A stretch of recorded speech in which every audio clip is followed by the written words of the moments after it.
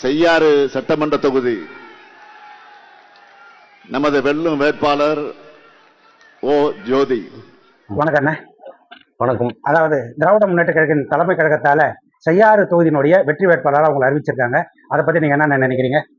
5 ஆண்டு காலத்தினுடைய திராவிட மாடல் ஆட்சியில் எல்லோருக்கும் எல்லாம் என்கின்ற வகையில் இன்னைக்கு செய்யாறு தொகுதி முழுவதும் கிராமங்களும் வளர்ச்சி பெற்றிருக்கிறது. அதேபோல் சிப்காட் வளர்ச்சி பெற்றிருக்கிறது. கல்வி நிறுவனங்கள் எல்லாம் இன்றைக்கு தரம் உயர்த்தப்பட்டு பழைய பள்ளிக்கூடங்கள் எல்லாம் இன்றைக்கு புதிதாக அரசு பள்ளி எல்லாம் இன்றைக்கு தனியார் பள்ளிக்கு ஈடாக இன்றைக்கு உள்கட்டமைப்பு வசதிகளை ஏற்படுத்தி தரப்பட்டு. திருவண்ணாமலை மாவட்டத்தில் நடந்த மீட்டிங்ல முதலமைச்சர் அவர்கள் உங்களை வெல்லும் வேட்பாளர் அனௌன்ஸ் பண்ணாரு. அந்த தருணத்தை எப்படி ஃபீல் பண்றீங்க? ஒரு 234 தொகுதியும் வெல்லும்னு சொன்னதுனால எல்லாரும் வெல்லும் வேட்பாளர் தான் நாங்கள். அதுலேயும் நம்மளுடைய பொதுப்பணித்துறை அமைச்சருடைய தலைமையில் இந்த 8 தொகுதியும் நாங்கள் நம்மளுடைய பொதுப்பணித்துறை அமைச்சர் வழிகாட்டுதன்படி வெற்றி பெறுவோம். அந்த நம்பிக்கையில் தான் சொல்லியிருக்கோம். இப்போ இந்த தடவை நீங்க எம்எல்ஏவா ஜெயிச்சு வந்தா மக்களுக்கு என்ன எல்லாம் புதுமையா பண்ணணும்னு பிளான் பண்ணியிருக்கீங்க? நாங்கள் ஏற்கனவே சொன்ன கோரிக்கையான மகளிர் கல்லூரி கொண்டு வருவோம். அதே போல செய்யாறு ஆற்றில் தடுப்பணை இப்போ ஏற்கனவே ஒரு அணை கட்டியிருக்கிறோம். இன்னும் 6 அணைக்கு மேலும் 6 கிலோமீட்டருக்கு ஒரு அணை கட்ட வேண்டும் என்று சொல்லியிருக்கிறோம். அது மேலும் தொடரும். நன்றி அண்ணா. இந்த பிஸியான ஷெட்யூல் கிடையே எங்களுக்கு என்ட்ரி கொடுத்தது ரொம்ப நன்றி அண்ணா. சரி. செய்யாறு சட்டமன்ற தொகுதி நமது வெல்லும் வேட்பாளர் ஓ ஜோதி. தற்போது நாம் இருப்பது அறிஞர் அண்ணா அரசு கலைக்கல்லூரி செய்யாறு. இங்கு கடந்த ஆண்டு நாக் ப்ரோக்ராம் நடைபெற்றது. நாக் ப்ரோக்ராம் என்பது 5 ஆண்டுகளுக்கு ஒரு முறை கல்லூரிகளுக்காக நடத்தப்படும் தரக்கட்டுப்பாட்டு சான்றிதழ் ஆகும். அப்பொழுது இந்த கல்லூரியில் இருந்த பக்கம் அமைந்திருந்த அனைத்து சாலைகளும் சிதிலமடைந்து காணப்பட்டது. அப்போது கல்லூரி நிர்வாகம் செய்யாறு சட்டமன்ற உறுப்பினர் திரு ஓ ஜோதி அவர்களை அணுகி இந்த சாலையை செப்பனிட்டு தருமாறு கேட்டுக்கொண்டார்கள். செய்யாறு சட்டமன்ற உறுப்பினர் திரு ஓ ஜோதி அவர்களின் சீரிய முயற்சியால் இந்த சாலை 3 நாட்களில் முழுவதுமாக புனரமைக்கப்பட்டு சீரமைக்கப்பட்டு தார் சாலை மற்றும் சில இடங்களில் பிளாஸ்டிக் சாலை அமைக்கப்பட்டு புத்தம்புது சாலைகளாக வடிவமைக்கப்பட்டது. இது கல்லூரி மாணவர்களிடமும் மக்களிடமும் மிக பெருத்த வரவேற்பை பெற்றுள்ளது.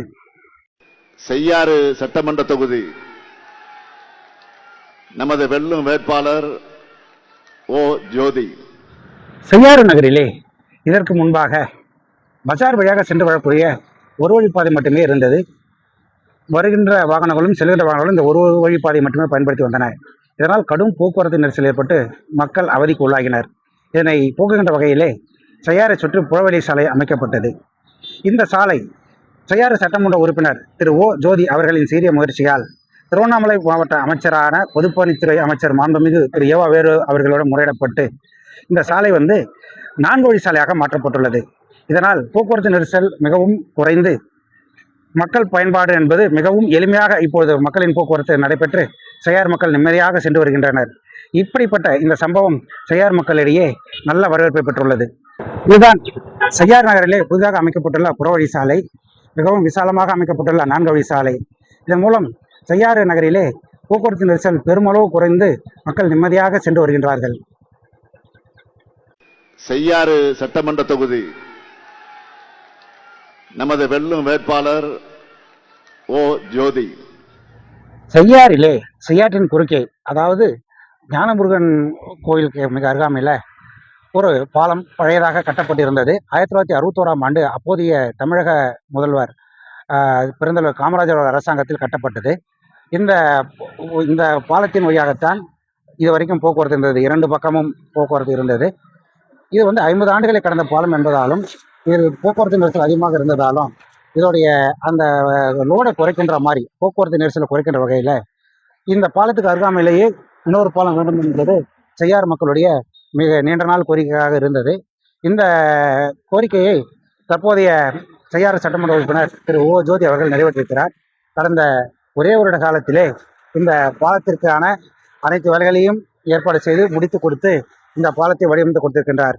அதாவது ஞானமுருகன் போன்ற கோவிலில் இருந்து செய்யாறுக்கு சொல்லும் பேருந்துகள் அந்த பாலத்தை பயன்படுத்துகின்றன. இப்போது போக்குவரத்து நெரிசலும் இல்லை.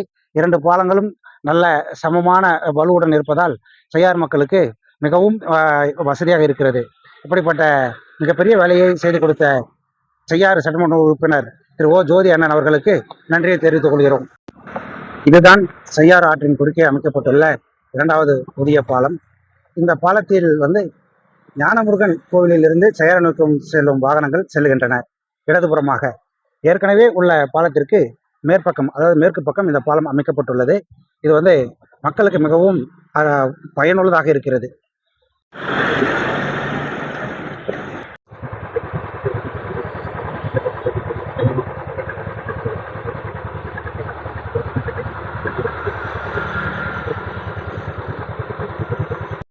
செய்யாறு சட்டமன்ற தொகுதி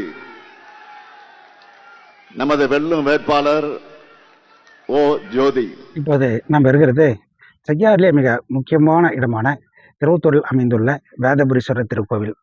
இந்த கோவில் மிகவும் பழமை வாய்ந்த கோவிலாகும்.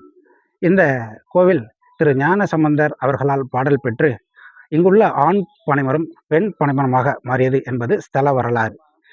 இதன் மூலம் இந்த யாருக்கெல்லாம் குழந்தை பாக்கியம் இல்லையோ அவர்களெல்லாம் இந்த பனைமரத்தில் தொட்டில் கட்டுவதன் மூலம் இங்கு அவர்களுக்கு குழந்தை பாக்கியம் கிடைக்கிறது என்பது ஐதீகம்.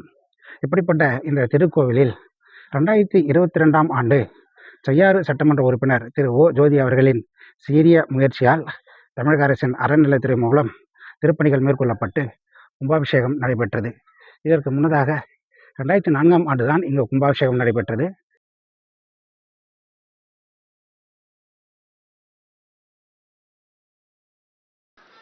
செய்யாறு ஒன்றிய தலைவராக இருந்து மக்கள் பணியாற்ற தொடங்கி எம்எல்ஏவா ஆனவர். செய்யாறு சிப்காட் விரிவாக்கம், மாவட்ட தொடக்கத்தினுடைய கல்வி அலுவலகம், பேருந்து நிலையம் சீரமைப்பு ஆகியவற்றை தொகுதிக்கு கொண்டு வந்திருக்கிறார். அவருக்கு உதயசூரியன் சின்னத்தில் நீங்கள் வாக்குகளை அளிக்கணும்.